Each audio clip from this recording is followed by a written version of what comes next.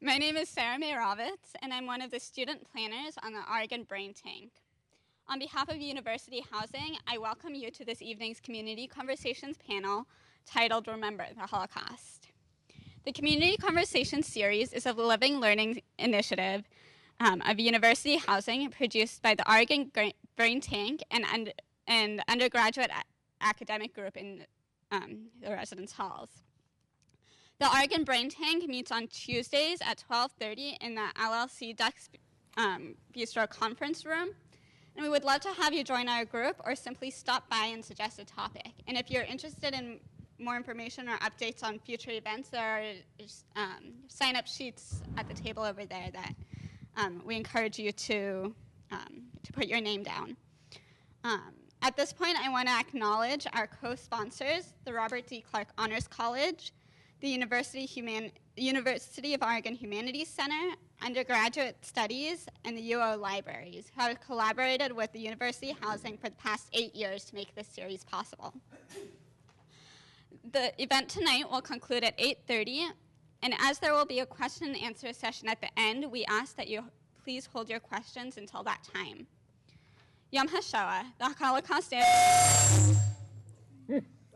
Sorry. Yom HaShoah, the Holocaust Day of Remembrance, is observed on Thursday, April 19th this year. Please look out and consider participating in the Reading of the Names program in the EMU Amphitheater, which will be taking place on April 19th from 10 a.m. until midnight. At this time, it is my pleasure to introduce our panelists for this evening's panel. Shlomo Liebeskind was born right before World War II in Poland and immigrated to Israel in 1950. There, Shlomo received his high school education as well as his BS and MS from the Technion in Haifa. Shlomo also served in the Israeli Defense Forces before coming to the U.S., where he earned his PhD at the University of Wisconsin. Shlomo now lives in Eugene and works as a professor in the math department for the past 27 years. Sabina Stark is a writer and musician. Her mother and father of blessed memory were survivors of Auschwitz and other Nazi slave labor and concentration camps during the Shoah. She performs with Cherubim Yiddish and Ladino music ensemble and works on campus in the UO's Yamada Language Center and World Language Academy.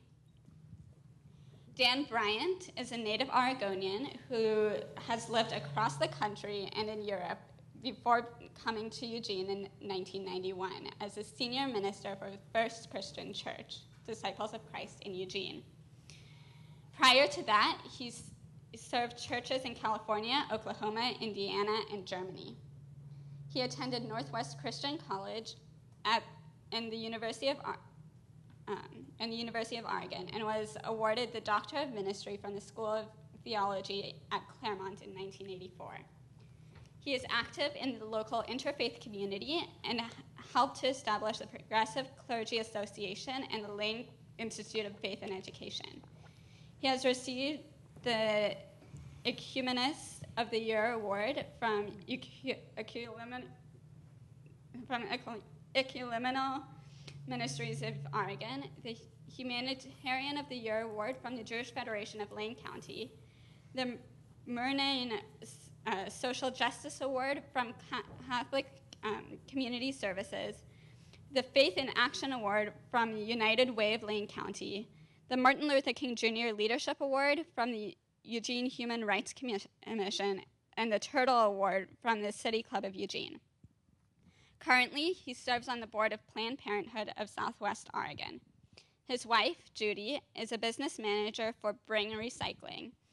They have a son who sings with On the Rocks at the University of Oregon and a daughter who's a filmmaker in California. And finally, David Lubke is an associate professor with the Department of History here at the University of Oregon. Thank you for joining us.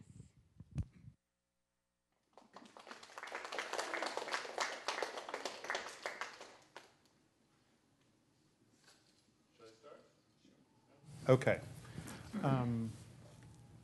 When I saw the list of the lineup of dignitaries for tonight's event, it became quickly apparent to me that it was going to be my role to serve in the capacity as the historian of the Holocaust.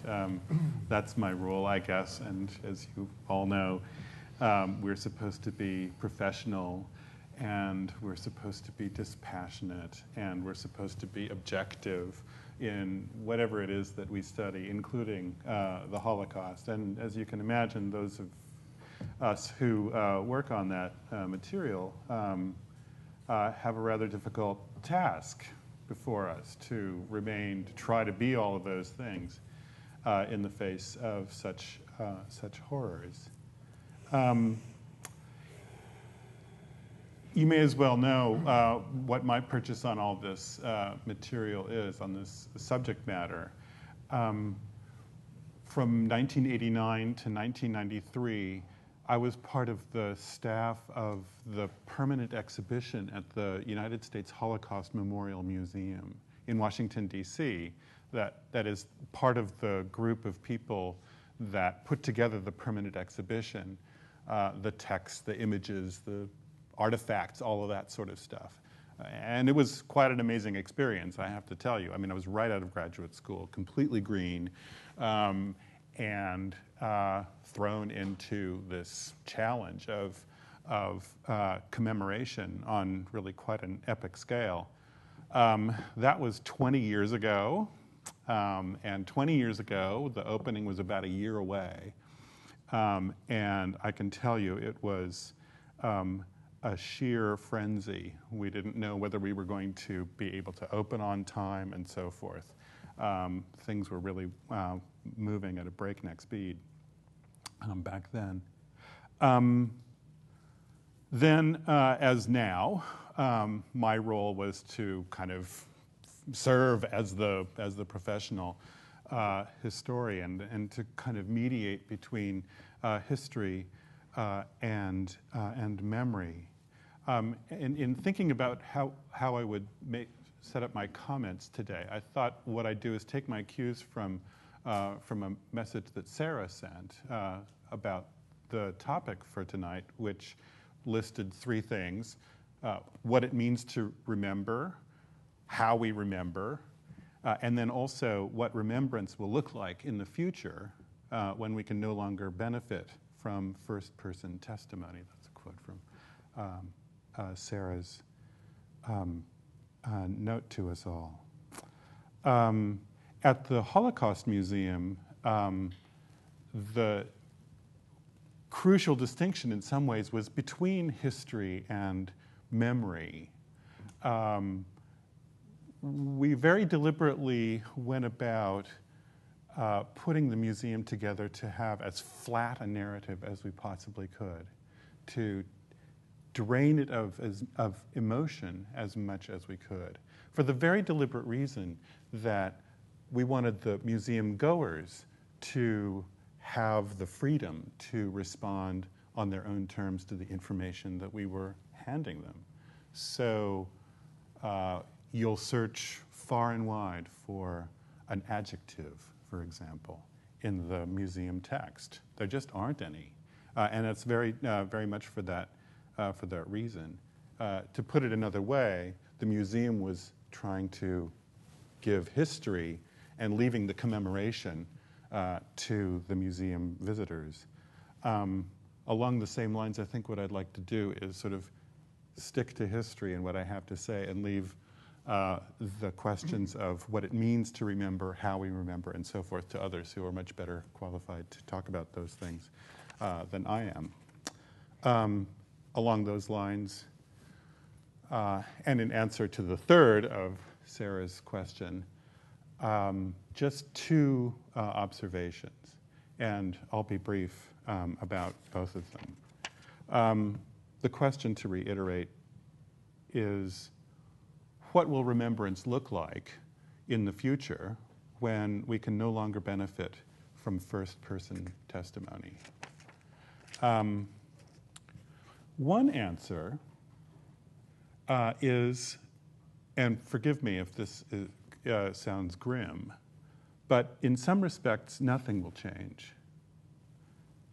Nothing will change because for certain aspects of the Holocaust, we've never had the benefit of firsthand survivor testimony.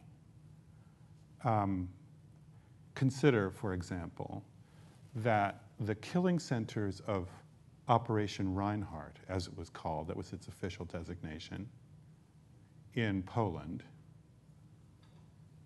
where there were 4 camps that had the single and sole purpose to kill people.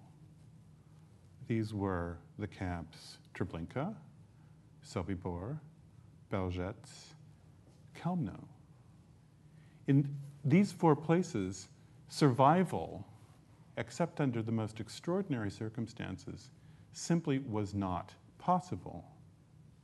And as a result, the numbers of survivors from those places are infinitesimally small in relation to the number of people killed there. And very deliberately, and in a very short period of time, only about a year and a half, in only the space of about a year and a half, did something like 3/4 of the killing occur. From Belzec, we know of, I think, 2 survivors. Chełmno has 3, or had. They've passed on since. Treblinka, of Treblinka, there were, I think, 43 survivors, and from Sobibor, about 53. Altogether, from all those 4 camps, about 100 people survived. Now, bear in mind that approximately a quarter of all the people who were killed in the Holocaust were killed in these 4 places. That's more than at Auschwitz, those 4 together.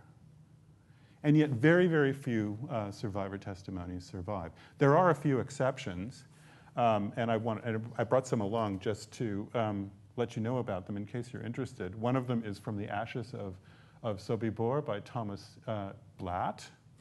Another one is The Trap with a Green Fence, Survival in Treblinka by Richard Glaser. And we have these survivor testimonies because there were rebellions in both of those camps. Several hundred prisoners from both camps, they were the maintenance staff, if you like, were able to break out, and of those who broke out, 43 or 53, depending on the camp, survived for the remainder of the war until 1945. Where these camps are concerned, again, we have scarcely any survivor testimony to rely on. So the whole question of remembrance, of history, memory, and so forth has been one in which history and commemoration converge without the benefit of memory the way we usually think of what that means. In addition, there are also whole domains of the Holocaust for which there is very little survivor testimony of any sort. I guess it partly depends on how you define the Holocaust, but I'll give you a few examples. People who were subjected to eugenic sterilization, for example, during the 1930s, and there were many hundreds of thousands of them. Very, very few of them admitted to it, let alone wrote memoirs on the basis of their experiences. I can think of only one exception to that. Romani peoples who were also subjected to genocidal killing have left behind relatively few memoirs. Again, we can talk about why that is. I think the marginalization of Romani peoples, which continued right after 1945, may have something to do with it.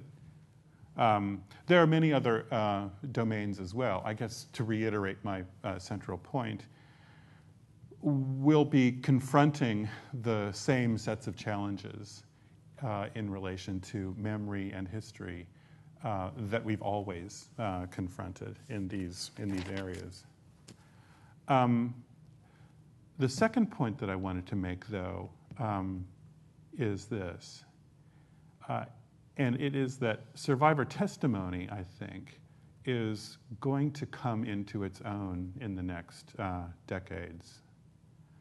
There are whole domains of the concentration camp experience, for example, that still await description, that still await analysis, aspects about which we know very, very little, and aspects for which survivor testimony is very often the only evidence that we have.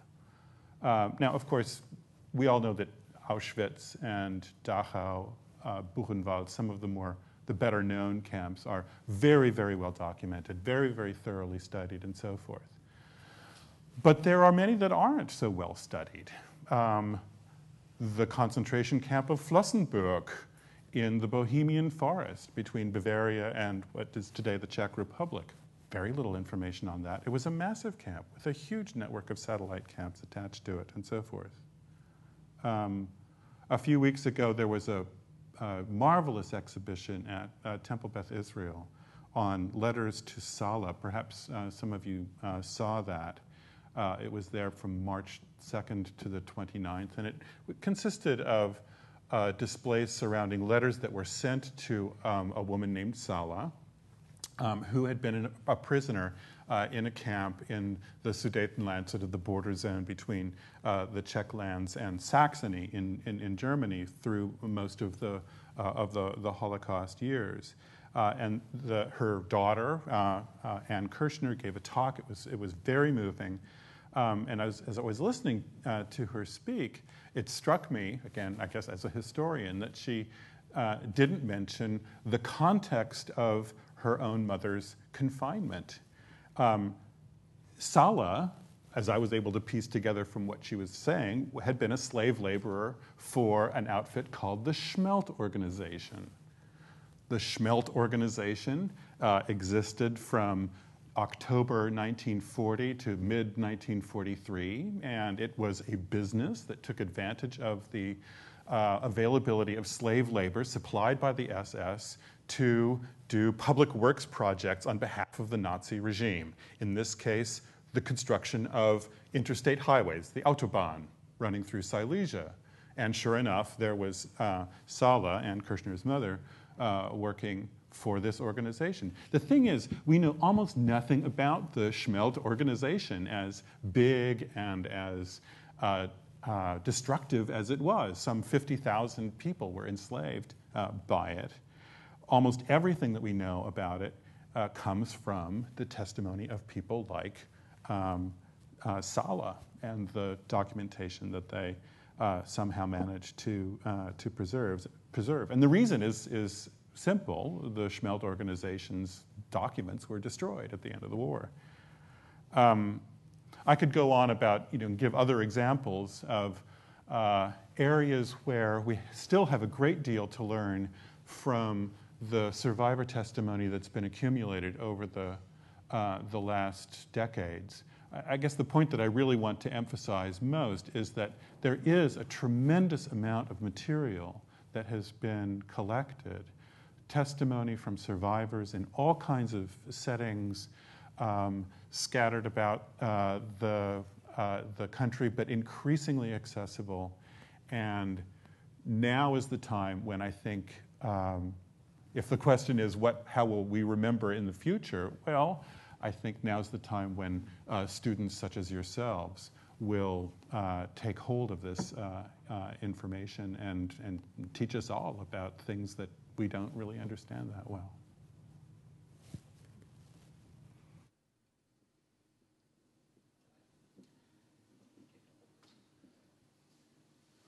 What I'm going to talk about is my own experiences, during the Holocaust, but not to give a lecture, and I'm not a historian. In fact, I've never given in my life a lecture that students did not ask questions when I'm lecturing. So questions are welcome at any time, really at any time. And the more questions you ask, the more comfortable I will be. Is that okay? In fact, I would have much preferred not to be on a podium, but if we all were on the same level, perhaps set in a circle and we will be in the middle or something, and that would have been much more comfortable. But here we are, okay? So I will start. I was born in Poland, in a city, a town called Piotrków. And one of the unusual things about that town was that almost half of the population was Jewish.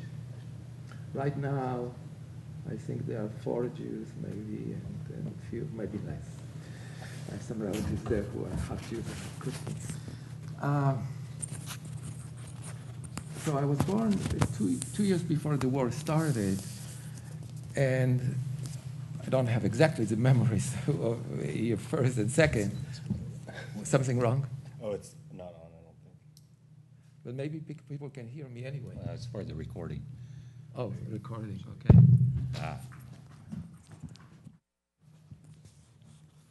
Okay. So what I remember, that we lived in a ghetto in Piotrków, and there was a feeling that the ghetto, at first, the ghetto was fairly open, and you probably know that things got worse and worse.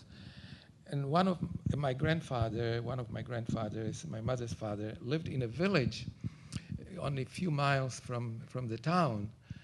And so we moved to the village. I don't know exactly how, but we moved to the village. That was probably when I was 3 years old, maybe 4. And it seemed that it would be safer. So we were in that village, and we had contact with people in town, and we knew that at a certain time the SS, does everybody know what the SS is? What is the in German SS? Schutzstaffel. Yeah, Yeah. Schutzstaffel. Yeah. So these were, how would you say, the German police, I guess, police that were instrumental in actually dealing with the Jews and capturing, killing, and so on. So we knew that they would be coming for us, and we heard, and then everybody dispersed in different directions. My father and my uncle went to Russia because it was felt that in Russia would be safer, and at that time they didn't know that the Nazis will invade Russia as well. My mother and I went, we wanted to go to Warsaw, which was maybe 60, 70 miles, or maybe less, from the town. And I had an uncle, my father's brother, who already was in Warsaw, and he had incredible connections.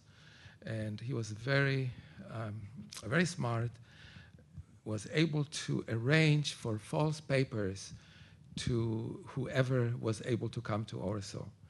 So the trip to Warsaw was very, very painful, and I have scary memories from that trip because we went, my mother and I, I'm the only child, we went through villages and through forests, and it was hard. It was at night. We knocked at people's houses, and I guess people that my mother knew, and asked if we could stay overnight, and they said no. It was dangerous for Poles, for Christians to hide Jews in any way, because if they did, then the Nazis would have retaliated and killed them as well and their family. Very often that was the case. So we couldn't stay there, and finally we arrived at a train station and took a train to Warsaw. These are memories that I have because they were frightening, I guess. That these are my almost first memories from during the war that I was really scared. When we were there at the station, I remember my mother was called into a different room. The police, actually, they were all Poles.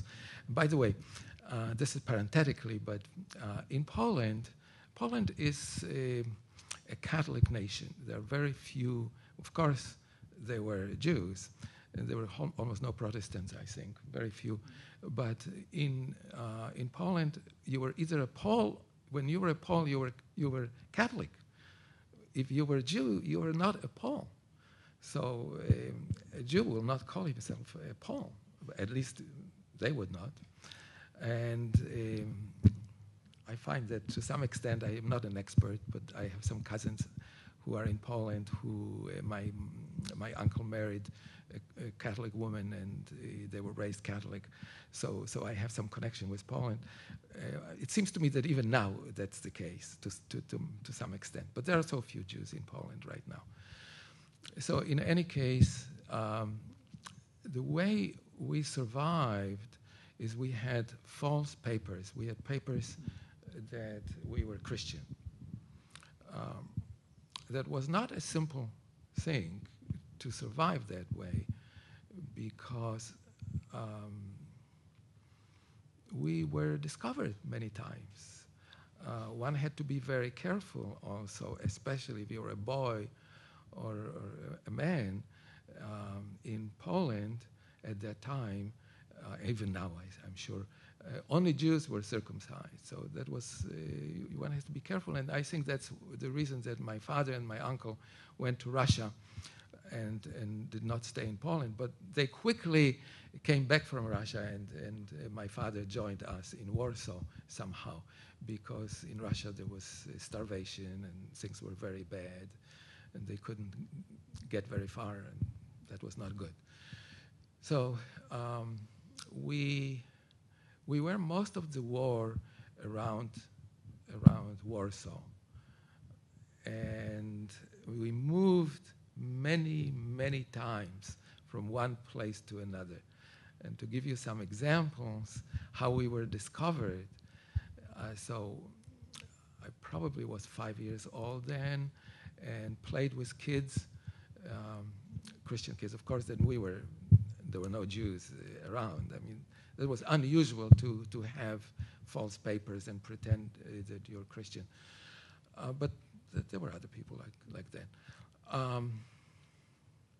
So kids asked what we want to be when we grow up.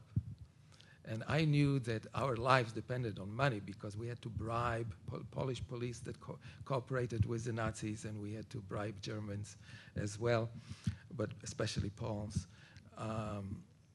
So I knew that money was survival. It was very important. So I said I wanted to be a banker. And somehow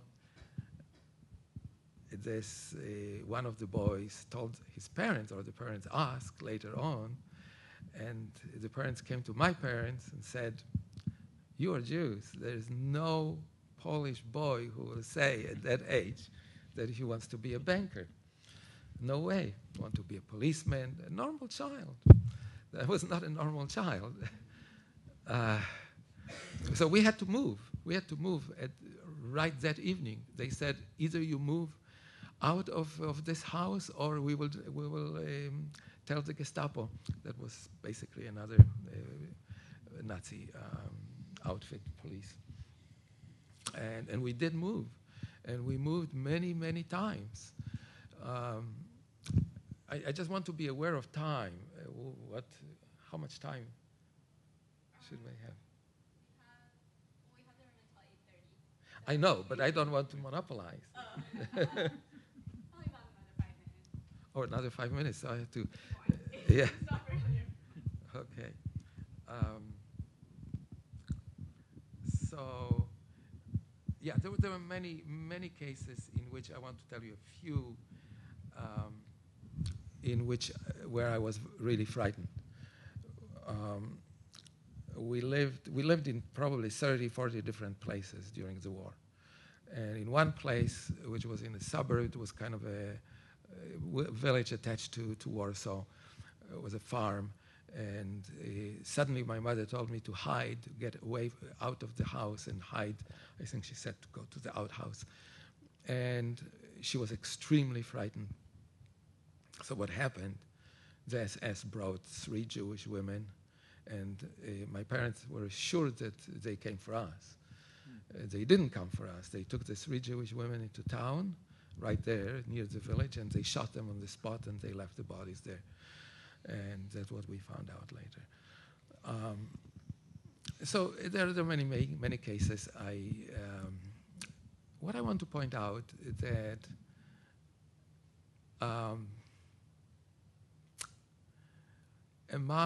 both among the Poles, among Germans, there were good people, there were awful people.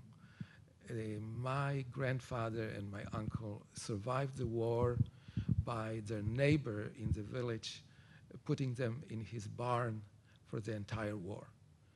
And that was, he endangered himself and his entire family. That's how they survived the war. There was a case in which my cousin, who lives now in Israel, has been in Israel all the time, and her parents also had false papers. My uncle arranged for false papers for the family that survived. The beginning of the war, half of the family did not survive at the beginning even. So they had false papers, and an SS man came with a Polish policeman who cooperated with the SS. And they were looking for people who did not work. They wanted to deport people, especially men, but women too, to Germany so that they will help in the German effort. But the Polish policeman said, well, look, these people, okay, they don't work, we can deport the German, but they're Jews. And the SS man said, leave them alone, they're not Jews. And the Pole said, if you insist, I will report on you. So they were discovered, and my uncle was gone very quickly. We never heard from him. Somehow my cousin and her mother survived, but that's a story by itself, how they survived. So there were there are good people everywhere. Another example of Paul who was awful is right before the war ended, or when the war ended, we lived in one place also near Warsaw, and the landlord came back drunk. The Poles really, and the Russians too, know how to drink. They get drunk a lot. So, on any occasion. So they came home drunk, and he said, the war was over. And he said, it's wonderful, the war is over, but Hitler did not finish his job. I see so many Jews out now, and they're still there.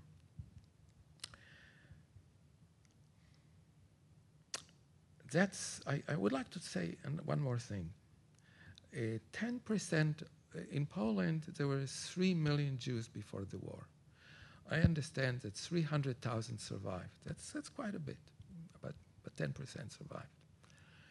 And at that time, in 1945, it was very hard to leave Poland. Israel was not a state yet, and the US and other Western countries were not so eager to accept Jews. But when Israel became a state, Jews flocked to Israel because Israel wanted to take them, and other countries did not. It was not that easy. But one reason that Jews left Poland very quickly, as soon as they could, is right after the war there was a pogrom. Maybe some of you know what a pogrom is. There was just a killing of Jews, and by Poles, and not by soldiers or by Germans, but by Poles. There was a village or a little town that young people, men and women who survived the Holocaust, rented a house, and maybe there were 50 or 60 of them, and they lived together, perhaps waiting until they could leave Poland, I'm not sure. But that was during Passover, and a young boy disappeared, and there was a rumor in the village that the Jews got him and killed him and make a ritual matzah out of him, or whatever it was, some rituals. And so there was young Poles, I don't know, came to the house and massacred the survivors. And the worst thing, well, not the worst, it's not the worst, but on top of that, the Polish authorities did not punish the people who did the killing. Things are quite different in Poland now. Poland wants to be Western, and they actually promote good relations with Jews, and of course, with America and with Israel. The foreign minister of Poland is married to a Jewish American woman who has relatives in Israel, and they visit several times a year. They visit Israel. So I'll be glad to answer any questions after. You keep the mic up, Mount. Okay. Oh, you have your own, yes. So that's a good segue to what I want to talk about. The award I received in 1994 from the Jewish Federation of Lane County as a humanities year, and Sarah, I apologize for that lengthy bio. I should have shortened it to just the essential, because that's what I want to talk about. How did a Protestant kid who grew up in Oregon get this award? So in 1978, I graduated from college, and I had the chance to go live in Berlin, Germany, and to work in the church there. And of course, in 78, East and West were divided, and that's a whole different story. But I was a naive kid from Oregon. I didn't even know that Berlin was situated in the middle of East Germany. I thought being divided city, it meant that West Berlin was in West Germany and East, and that's not. Suddenly, the night before I went, discovered I was living in the middle of a communist country. It was quite a shock for this little Oregon boy. At any rate,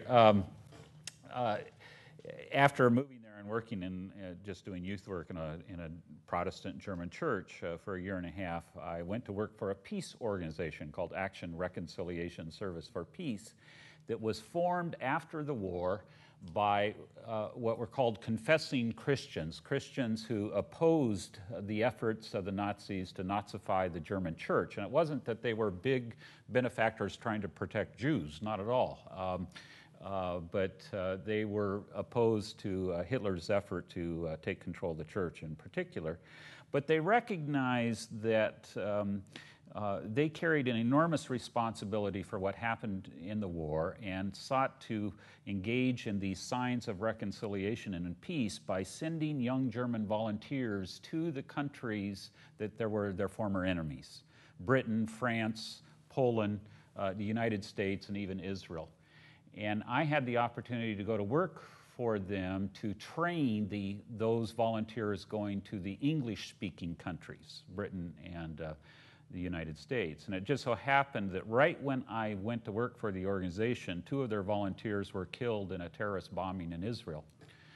But I began the experience by going to their training for these young Germans preparing to go overseas, a full month of training of looking at their own history and how the Holocaust happened and what they did to contribute to that. And as part of that training, we went to Poland, to Auschwitz, Oświęcim, is that the correct Polish name? Oświęcim. Yeah, Oświęcim. And spent a week living in the camp, working in the camp. Every morning we would do just things like pulling weeds and cleaning out exhibits. In the afternoon, we studied the archives. We read the files of the SS about thousands of people who died from such things as flu and, dysentery and just common diseases. And these reports, and we watched films that the SS had made. And in the evening, we got to speak with a couple of former inmates, 2 gentlemen that I'll never forget, one who was a labor organizer, a communist, but the other a Jewish man who actually lived in Auschwitz in an apartment overlooking the camp. And it was quite phenomenal to think of this man who had spent a couple of years there as an inmate to now be living there. And it was because he had committed his life to telling that story. He was a painter. And when we went to visit him in his apartment, and he was quite elderly at the time, I'm sure long since deceased, his apartment was filled with these beautiful, bright-colored paintings, just these wonderful, colorful paintings. And then when we went into the exhibit and saw the paintings that he had done in the exhibit, they were all black and gray, charcoal, and of emaciated people, and just paintings of his memory and experience of the camp.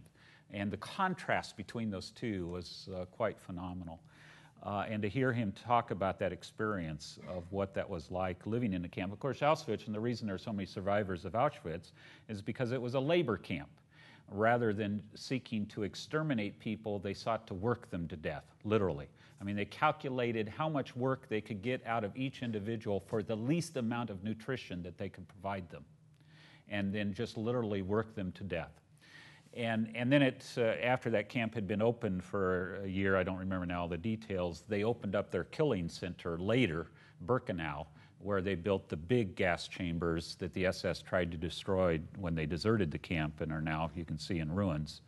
And that's where, you know, the thousands, hundreds of thousands of people were gassed and then incinerated in Auschwitz. So anyway, I went through this incredibly powerful experience with German youth. And it was just so powerful to hear them say at the end of this experience, we are not responsible for the sins of our parents. But as Germans, we are responsible to see to it that it never happens again. That is our responsibility as Germans.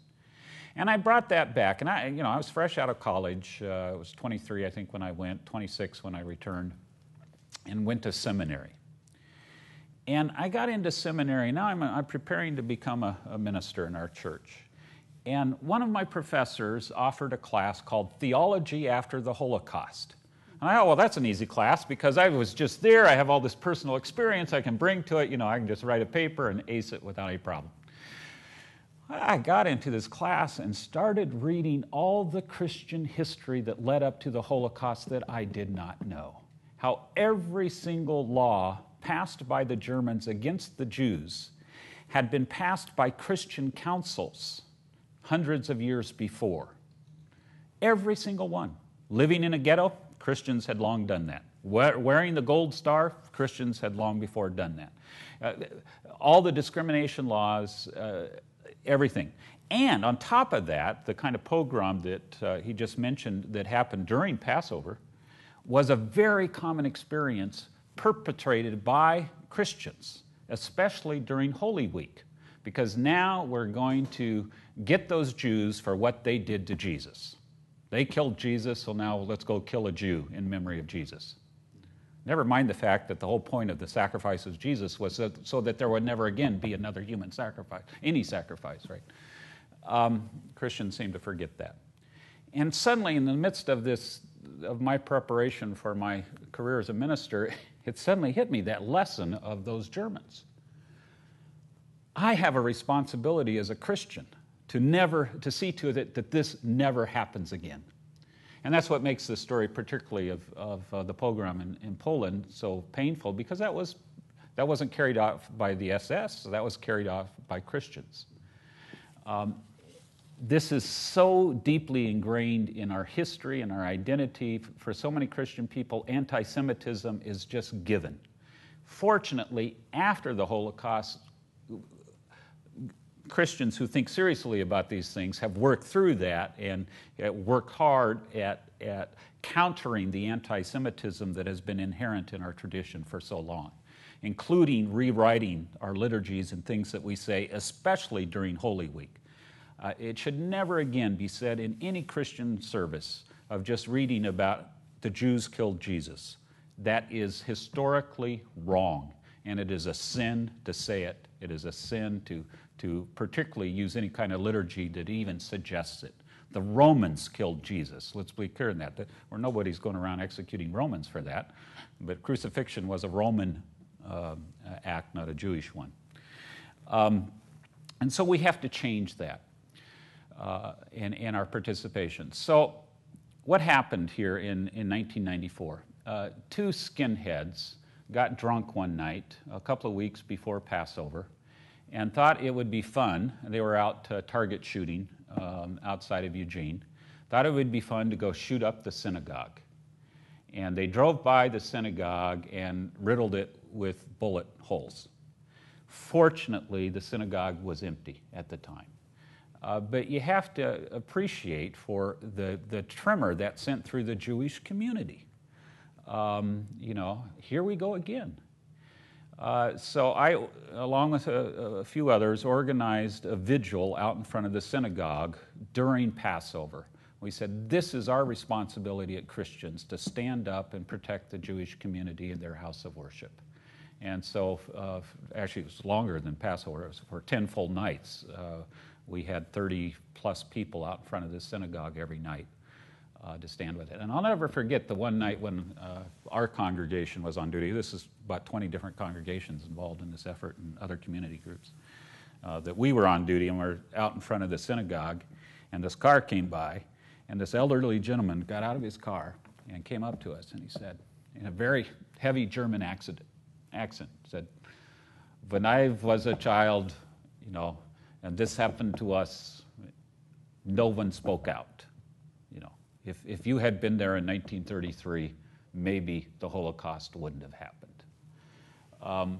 And for me, that's what I want to say in terms of remembering the Holocaust. That's so important, that is our responsibility in whatever connection we can make with that story, to keep the memory alive, that it never happens again. And I was sharing with David before this began, I so appreciated the work of the Holocaust Museum in Washington, D.C., where he worked, that I had the opportunity to work on a coalition to save Darfur because of the genocide that is occurring against the people in Darfur. And that effort is being led by people at the Holocaust Museum in Washington, D.C., who said it is our duty to make sure that the world does not stand by and watch whenever genocide happens. And here is a genocide happening, and we have to stand up and say no. And so we had a big rally in Washington, D.C., and we went around and talked to all of our representatives about doing something to save Darfur, and some good things happened out of that, not near enough.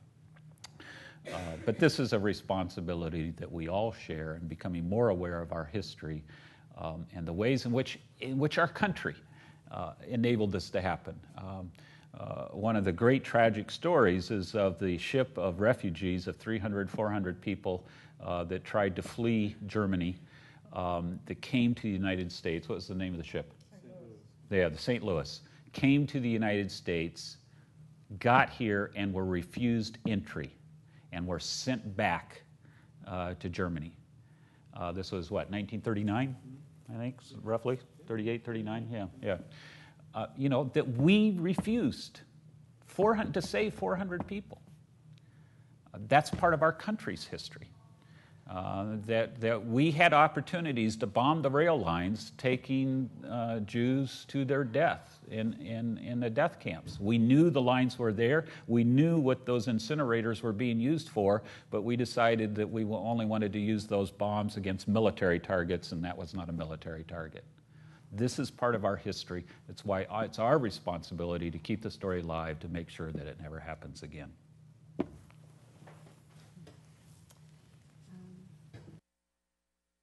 In awe of my co-panelists, my name is Sabina Stark, and I'm really grateful for you folks coming out here tonight.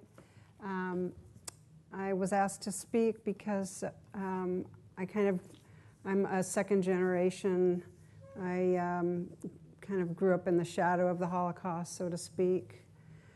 And I'll tell you a little bit about my story and why it's important to me to keep telling these stories.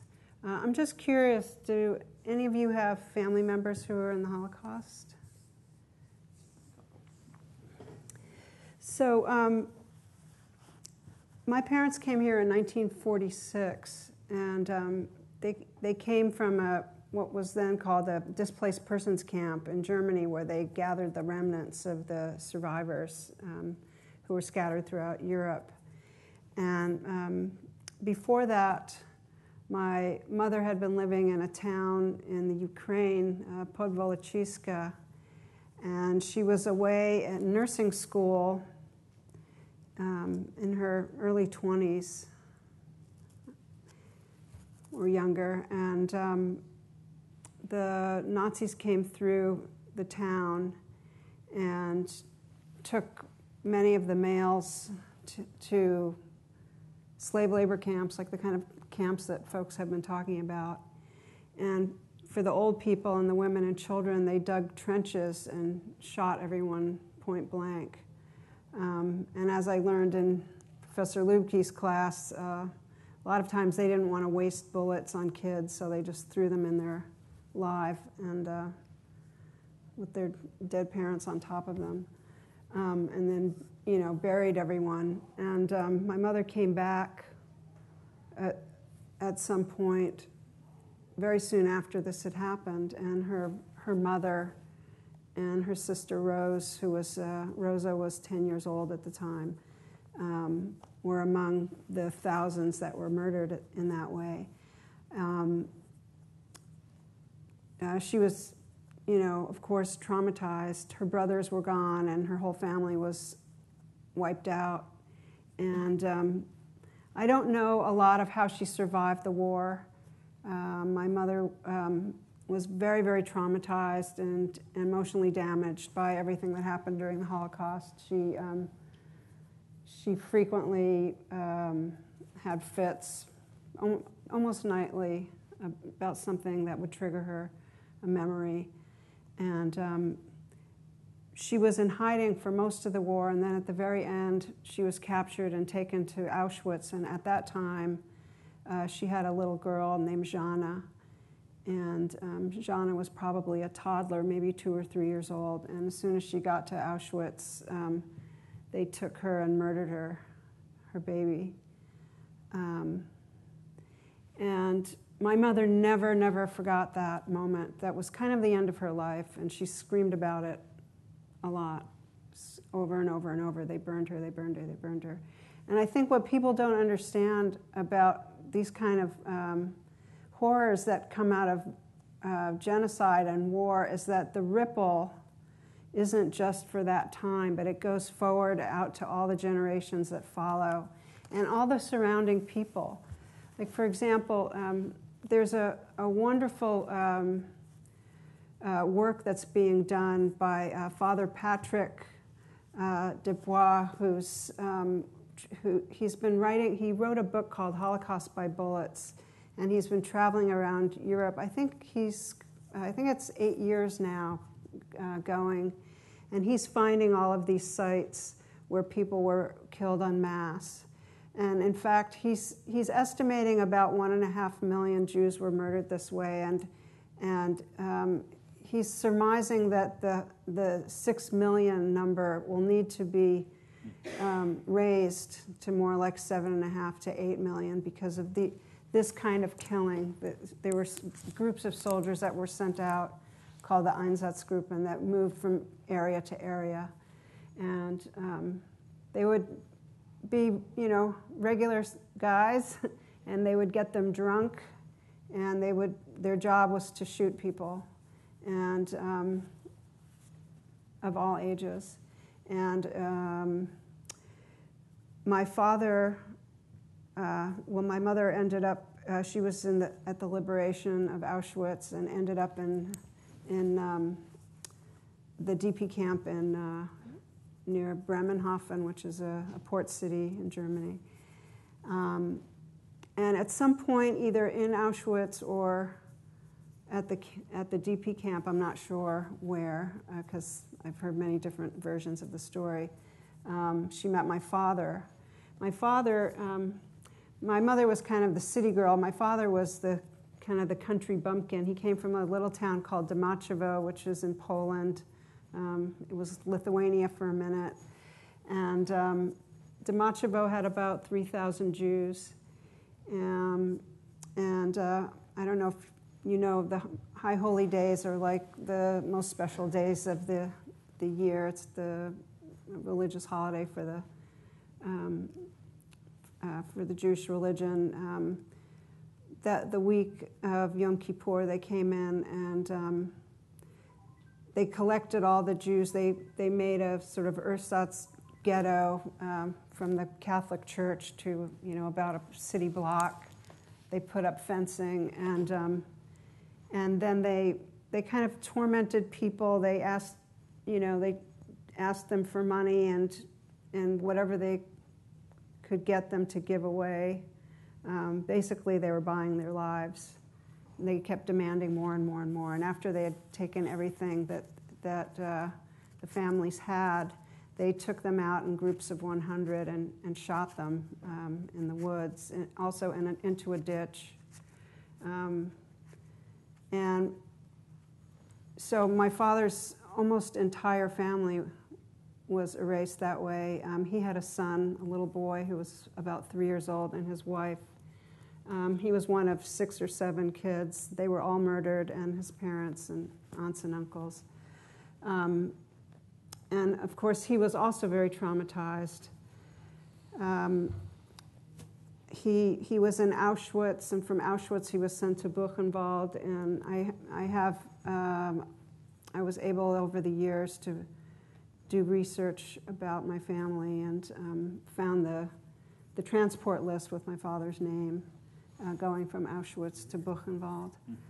I was also able to find family members who had left Demochevo earlier and survived and stayed with them in Israel for a month. Last spring, actually. The first relatives I had ever met in my life. It was pretty astounding for me. But again, he was very, very traumatized and wasn't able to keep a job very easily. He would lose his temper very quickly. He was always trying to protect his family. And it's like the war was never over for them. And I've done the best that I could to protect my son from the trauma that I was handed.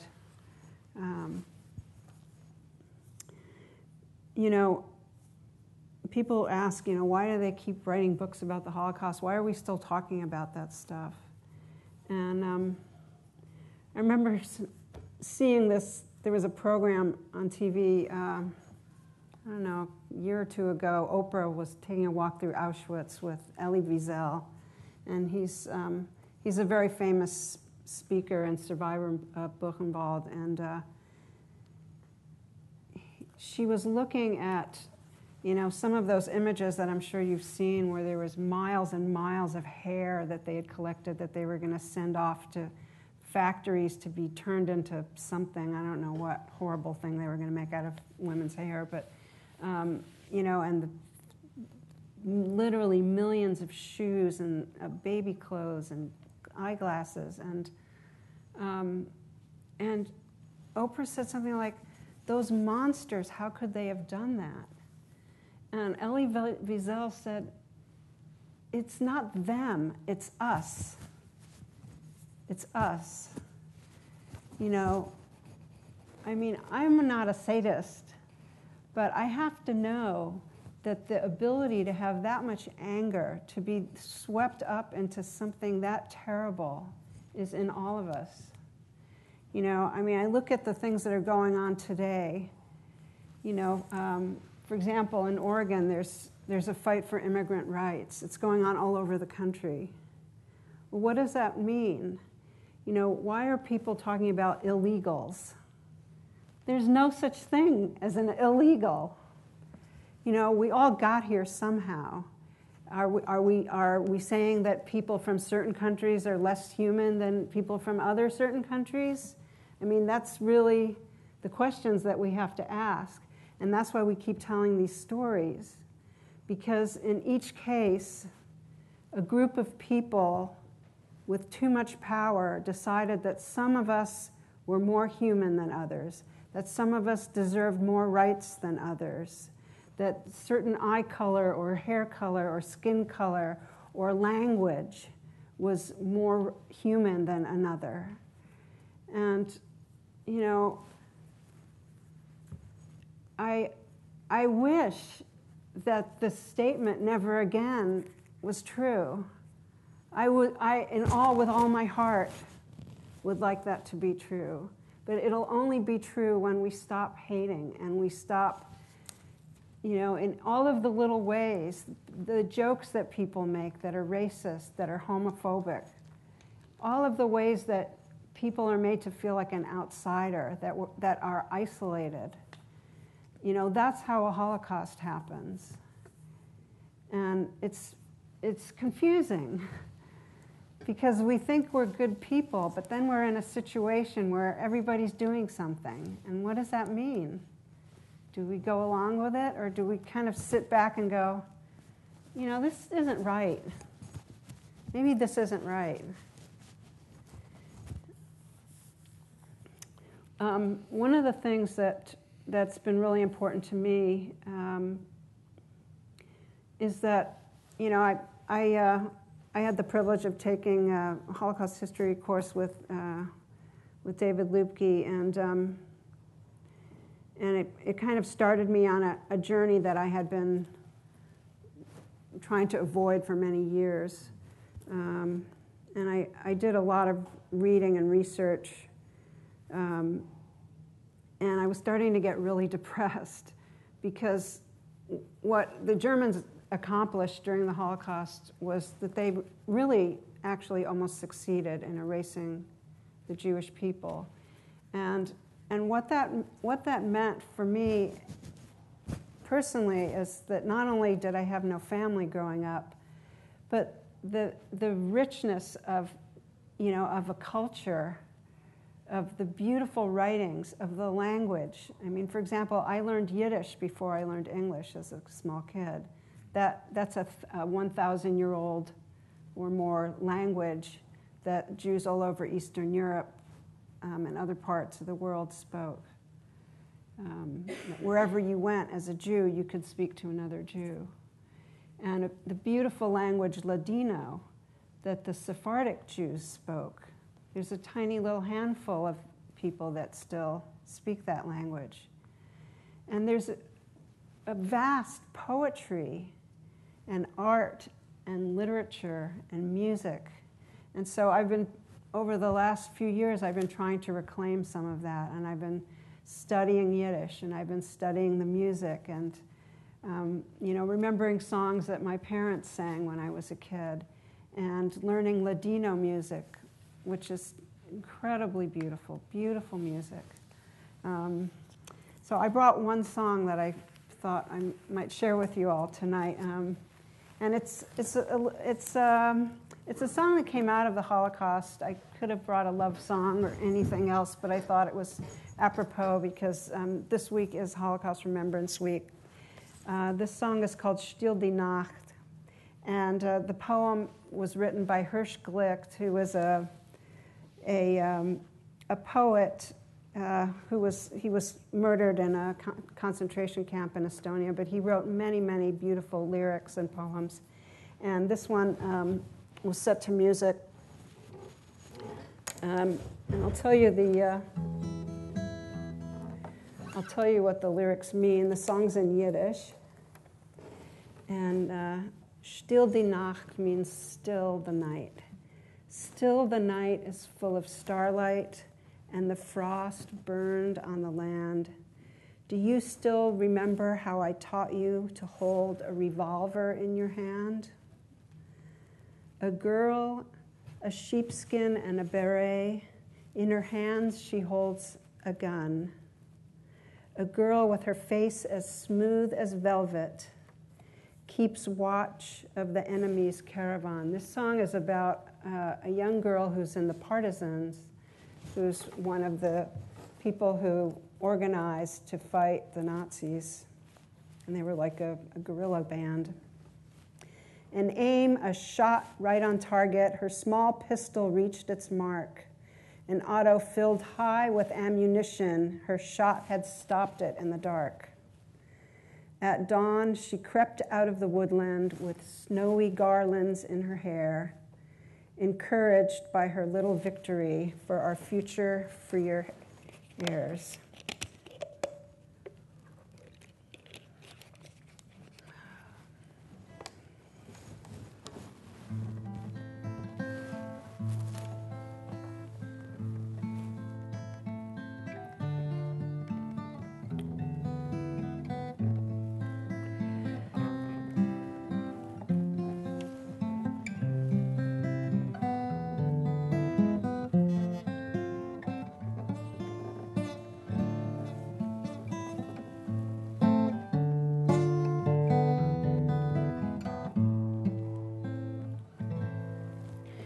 Still, die Nacht ist ausgetrennt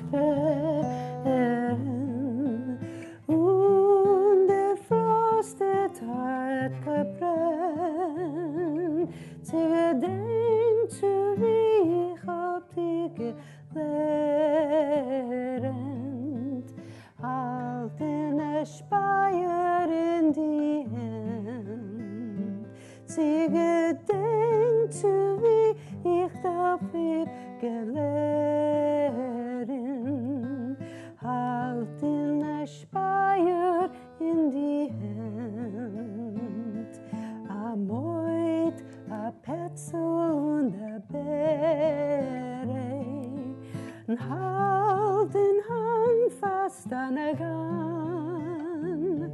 A Moit mit a Sammentenem Bohnen. Hit up them Säunes Karawan. A Moit mit a Sammentenem Bohnen. Hit up them Säunes Karawan. Gesielt, geschossen und getroffen. Und der kleine Karpistol, ein Auto auf vollen Kinn mit Waffen, verhalten auf der Ritmenkeul. Ein Auto auf vollen Kinn mit Wollen, verhalten hat sie mit ein Keul.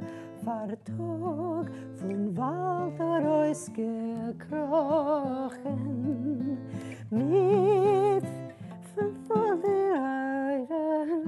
excuse me, geschmucktig von Kleinecke mit Sochen,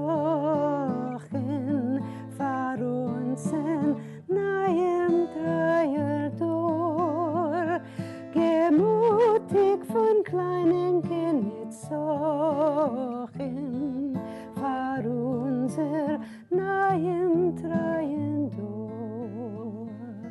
Still die Nacht ist ausgesterren und der Frost ist hart gebrannt.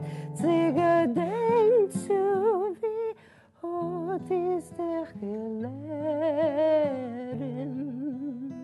Halt in a Speier in die Hand. Gedenkt zu, wie ich hab die gelernt. Halt in a Speier in die Hand.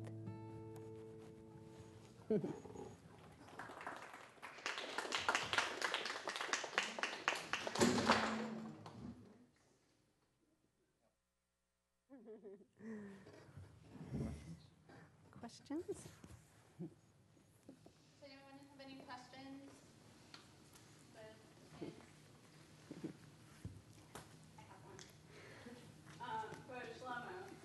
I was wondering, I know you were a child when you were in hiding, but also I know that Shlomo is a pretty Jewish name. And did you have an alias? Of course. He had a different first name, a different last name.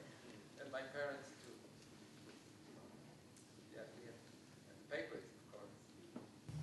And then kind of tied with that, how was Judaism kind of approached, like, I'm assuming that you knew you were Jewish, and how were you kind of taught about your Judaism? During the war, we did everything Christian. We had a Christmas tree. Part of the time I was without my parents. They put me with a Christian family because they felt they would be safer. I went to church with them, and I was frightened because I wasn't sure that I was doing things right, but I tried to learn to do things right.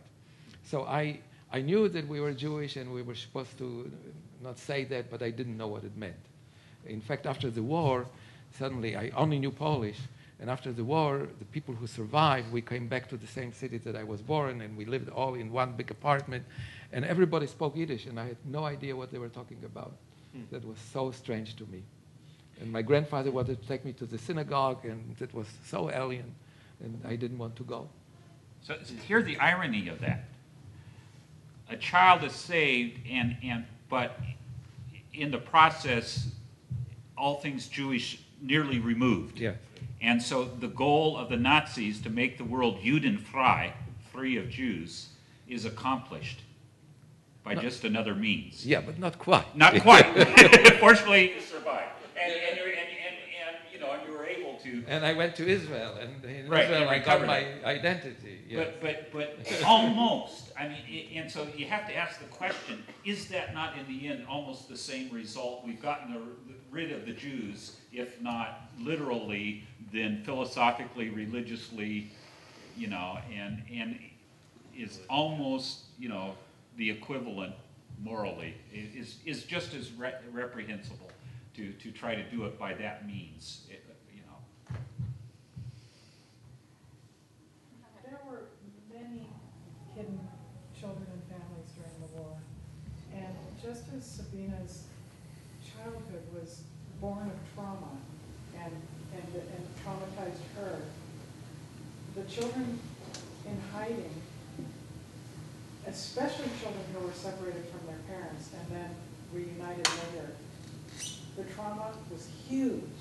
And the inability to reconnect for years was devastating for these children, and especially devastating for their parents, who had given them to Christians to save their lives, managed to survive, their children survived, they come to reclaim their children, and their children are like this, because they don't know these people who are their parents. And so the surviving that secondary trauma continues to this day. So I think that's a really important point. I'm 76 years old. I'm wondering how old Shlomo is. I'm 76, and you are how old? 74. I was born in 1937. Oh. Cool. He just looks like he's 50. Yes, he does. He carries it But at very least well. I feel. Yeah. Are there any other questions? There's a competing event about Palestinian occupation. I was wondering how you people feel about the Palestinian situation with respect to Israel. I would like to say something, Captain. I am pro-Palestinian and I am pro-Israel. Okay? They are not, the two things are not diametrically opposite. We need to find ways to be kind and good to both. I mean, I was in Israel in 2008, and I heard the same thing over and over again from so many Israelis. You get a picture from the news, and you kind of get this impression that all the Israelis are somehow against Palestinians, and that is not the case by any means. One of the most powerful organizations in the world today is an organization called the Family Circle, made up of Palestinians and Israelis who have lost loved ones in the conflict, and they always travel together in pairs. One Palestinian with one Israeli to share their story of their shared loss. And so there's the suffering on both sides. And somehow we've got to find a way to live in peace together.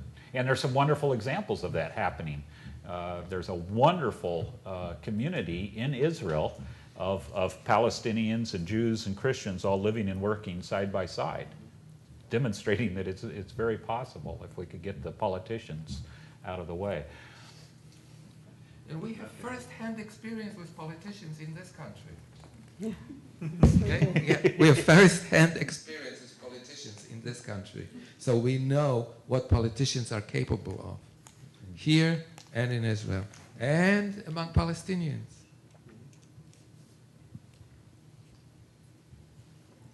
So I've noticed that all of you are very passionate about the work that you do around Holocaust remembrance, but it doesn't seem that that's like your main career necessarily. You're not like titled The Holocaust Remember as a career. And so I was just wondering how that dynamic plays out of having your like kind of like co-remembering along with your everyday existing and working and living. And it's kind of a big question, but I'm curious. Well, for me, it's sort of, it acts as a filter through which I see a lot of the world, unfortunately. And so it has a very big impact on my work choices, my personal choices. For example, I won't work for a company that I feel is doing unethical behavior.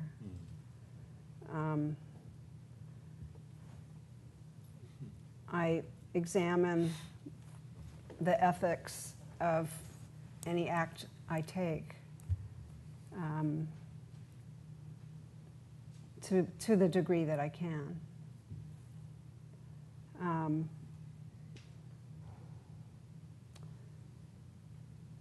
And I've often put myself in a situation where I may speak the minority opinion and feel that I have to, if it's the right thing to say or to express. I don't necessarily trust groupthink on anything. And that has to do with cultural things, too. I don't like to become inured to violence. Like, for example, a group of friends wanted to go to see the Hunger Games. That's very popular right now. And I went with them, and it was heartbreaking to me. And I couldn't understand why we could be so inured to violence that watching kids kill each other was entertainment.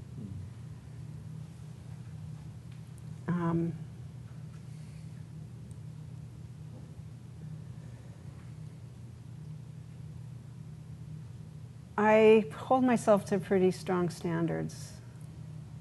I'm not saying I'm accomplishing those standards, but I do hold myself to them. I have similar feelings. I deplore violence. I cannot see, it's hard for me to see violent movies. I can see very violent movies. I'm able to see Holocaust movies that are very violent. And I can see that, and I want to see it. The other day, a week ago, we went to the movie In Darkness, Polish movie about the Holocaust. It was very hard to see, but I wanted to see to the end. But I don't go and see it. I cannot watch violent movies just for the sake of violent people killing themselves, each other. Very hard for me to see. And I think in a similar way, I have feelings for justice, and I feel that we need to be good to each other. So I think it has some influence on my way of thinking politically too. But I can't say, perhaps that's my own feeling, that it doesn't have, it's not something that I think every day in my life, and does not have an impact on my life on every day. Perhaps my wife would have a better feeling about that, and she can tell more because she's an observer. And a person can, very hard to observe yourself. For me, certainly it's a natural fit as a minister, and you'd have to ask members of the congregation I serve how much they hear. But I frequently will speak about anti-Semitism and then related topics to that in terms of social justice and peace movement and so many other related things, holding up the example of nonviolence, Dr. King and Mahatma Gandhi, working for interfaith cooperation. Our church is the host site for the interfaith service in this community on the 11th of every month. I recommend it to everyone. Just go and try once. The 11th of every month, 7 p.m. at First Christian Church on 12th and Oak.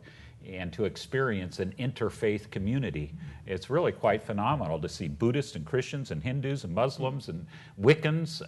They're all there sharing together a piece of the truth that they know and can offer to each other. We have got to learn how to do that as a world, or we will be forever doomed to killing each other. So I'm hopeful that we can do that, and we try to live that out. The church I serve. In the world and here in the U.S. Yeah. For me, it's I guess it's really sort of a kind of an obligation, I guess, that I actually avoided for a long time. When I went to graduate school knowing that I wanted to do history, obviously if you get that far into something like that, you're going to like specialize, right? But the questions still remain, do I do modern history or something earlier? And part of the reason why I decided to specialize at a much, much earlier period is that I really didn't want to deal with this stuff. I'd been fascinated by World War II, Nazism, the Holocaust as like a teenager, the way boys do. But this was pretty more serious business, and so I worked on a much earlier period for my PhD. And then, after getting the degree, like, where should I find myself but plunk right down in the middle of this great, project of Holocaust commemoration. And it was a difficult thing to do because that job meant confronting the most gruesome imagery and testimony, artifacts and so forth that you can possibly imagine every workday for years. And there's really no way that a person can do that, I think, without building up some kind of internal psychological defense against it. And that, in a way, is the biggest challenge for me. I mean, I've after that experience, I kind of decided that whatever I wrote about and whatever I taught, I always knew that the Holocaust was going to be one of those things that was going to be part of my agenda, at least as a teacher. But I was also going to have to sort of break down some of the defenses that I built up while I was at the museum. Sabine is probably a better judge than me whether I actually accomplished any of that.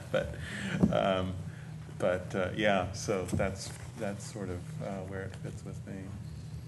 All right. Unfortunately, we are running out of time, so I would like to thank